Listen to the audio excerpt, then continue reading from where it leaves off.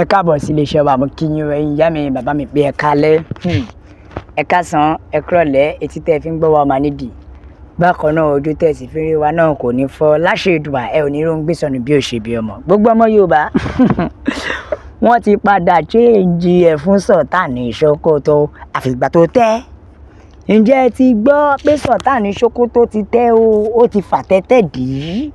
Lọ́wọ́lọ́wọ́ báyìí bàbá ti yọ láwàní fi nùdí o nítorí wípé wọ́n ti bojú Sultan jẹ́. Bẹ́ẹ̀ ni wọ́n ti bojú Sultan jẹ́. Oòduà ní mí tọkàntara.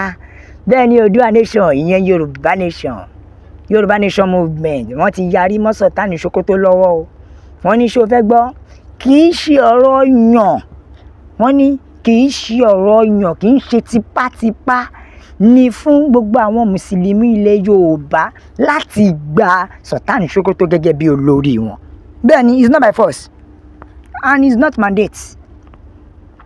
Ẹ tún bí gbọ́ dáadáa, kì í ṣe ọ̀rọ̀ yàn tàbí ọ̀rọ̀ tipátipá ni fún àwọn mùsùlùmí ilẹ̀ Yorùbá láti gba Sultan Sokoto gẹ́gẹ́ bí olórí wọn.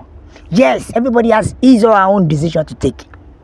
Oníkálukú ló ní ìpinnu tiẹ̀ láti lọ. Bẹ́ẹ̀ ni, ta ló sọ eléyìí di mímọ̀ tó fi kíni tó mú ẹrẹ̀ báyìí tó lẹ̀ mọ́jú Sultan Sokoto lóbi mi tọ́ka mọ́. Lọ́wọ́lọ́wọ́ báyìí ǹjẹ́ ẹ mọ̀ pé bàbá wa Professor Banji Akintoye bàbá mo kí yín àlọ́pọ̀lọ ìpọ̀ ọpọlọ ni ò jẹ́ ẹ̀sùn. Bàbá mo kí yín ẹ̀ wálẹ̀, wọ́n ti yọ fún Sultan Sokoto. Bẹ́ẹ̀ ni the Yorùbá Nation Self-Determination Movement wọ́n ti describe Sultan Sokoto ìyẹn Sultan Muhammad Sa'ad Abubakar ìyẹn ti Sultan kẹta. Wọ́n ti pè ó lórí ìwà orí burúkú tó wù lórí ilẹ̀ Yorùbá tó ń sọ pé dandan wọ́n ní láti gbé ṣẹ̀ríà lọ́wọ́ ilẹ̀ Yorùbá. Wọ́n ní ìwà yẹn lásán ó disrespect Yorùbá.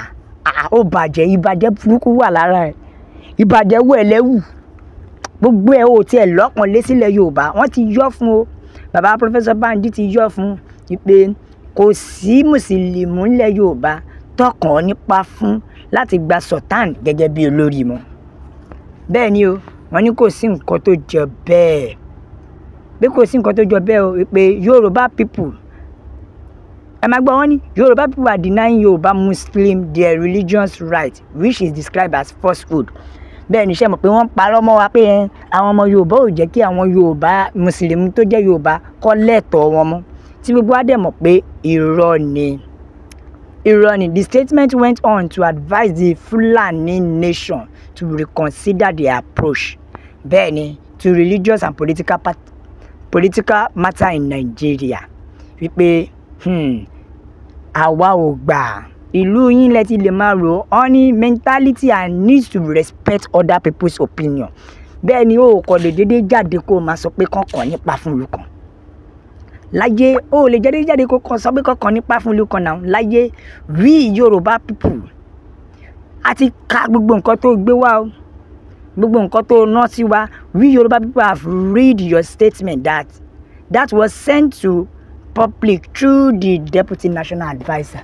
Gbogbo àwa Yorùbá ti kà ó, a ti ka nǹkan tó sọ wípé dandan ni o kó gbé ṣẹ̀ríà lọ wá sí ìpínlẹ̀ Ọ̀yọ́ nílẹ̀ Yorùbá ni o, ṣe rí pé kọjá yorí ohun kẹ̀kẹ́. Wọ́n ní ṣẹ́rí nígbà yẹn ló ń sọ pé ó lẹ́nu níbí oníkálukú ló lẹ́tọ̀ọ́ àti ṣe ohun tó fẹ́. Bẹ́ẹ̀ ni oníkálukú ló lẹ́tọ̀ọ́ àti ṣe ohun tó fẹ́. Wọ́n wá ní Yorùbá people as if the Sultan were an overlord of Yorùbá, láì ṣe pé ó jẹ́ olórí gbogbo ilẹ̀ Yorùbá.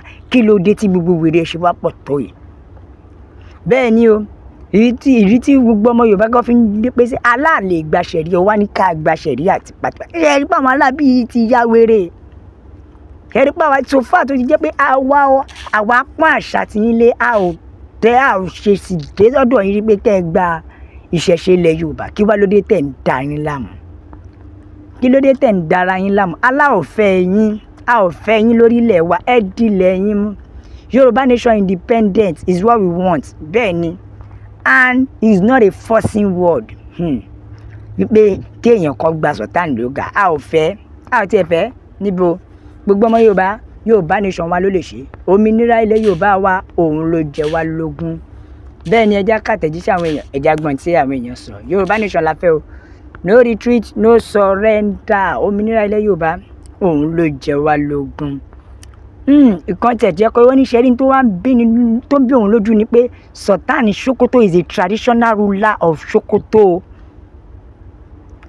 Only even though he's not a Nigeria, but a migrant of Fulani, the Sharia region, nílẹ̀ Hausa lọ́hùn, ó wá ń fi ohun agbára, ó wá ní ká máa practice jihad Sharia nílẹ̀ Nàìjíríà tó jẹ́ pé Sokoto ni wọ́n ti ń ṣe gbogbo wa wèrè yẹn, ó wá ní kó máa gbé bọ̀ ní South West.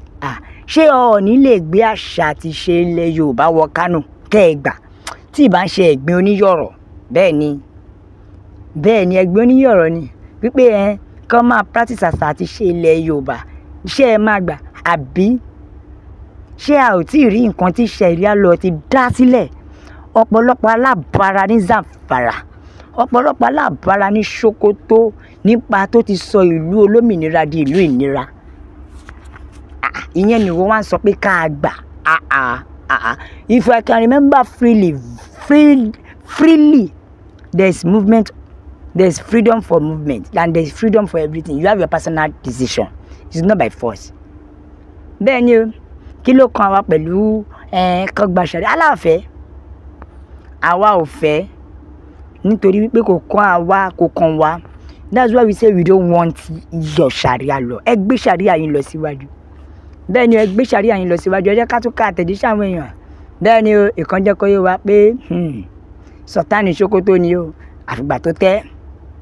That is why we Yoruba Muslims will never be part of all this Sharia law. Bẹ́ẹ̀ ni o, we can never be. How can Sultan be supreme leader of Muslim in Nigeria? Sultan. Is it because he's a Fulani man? Yes, na ṣé torí pé ó jẹ́ Fulani àbí torí pé ó jẹ́ Sultan of Sokoto tó fi jẹ́ pé he always dress like an amamura bíi pé bóyá ogun la fẹ́ wá lọ́jà. Ẹ wá ní pé kó wá máa pa àṣẹ. Irọ́ o. Ìbéèrè wa ni wípé ṣáwa lè gbé ẹ̀sìn tiwa lọ sọ́run? Àbí ṣé Sultan Sokoto ṣó dàbí Ọọ̀ni Ifẹ̀ ni, ṣó dàbí Aláàfin ni, ṣó dàbí ọba Benin ni tó fi jẹ́ wípé ẹ wá ń fún ní àṣẹ lé wa lórí? Gbogbo ọmọ Yorùbá ẹ jẹ́ àjí o, èyí tó mú wa lígàn ti tó o. Bẹ́ẹ̀ ni Yorùbá nation la fẹ́, òmìnira ilẹ̀ Yorùbá òun ló jẹ wá lógún. Ẹ̀yin yá mi bàbá mi bá mi share, ẹ like, ẹ subscribe jọ, ẹ tẹ sójú ẹ jọ yí àwọn èèyàn lọ́tùn lósì pé Yorùbá nation nìkan ni ọ̀nà àbáyọ. A máa bẹ ọ̀bí ẹni bẹ ṣú ní àtẹ́lẹsẹ̀ yóò máa bẹ̀ náà. Gbogbo ẹni tó bá láwọn ní dé, òun máa láwọn ní dé bá. God bless Yorùbá nation. Ó dàbọ̀.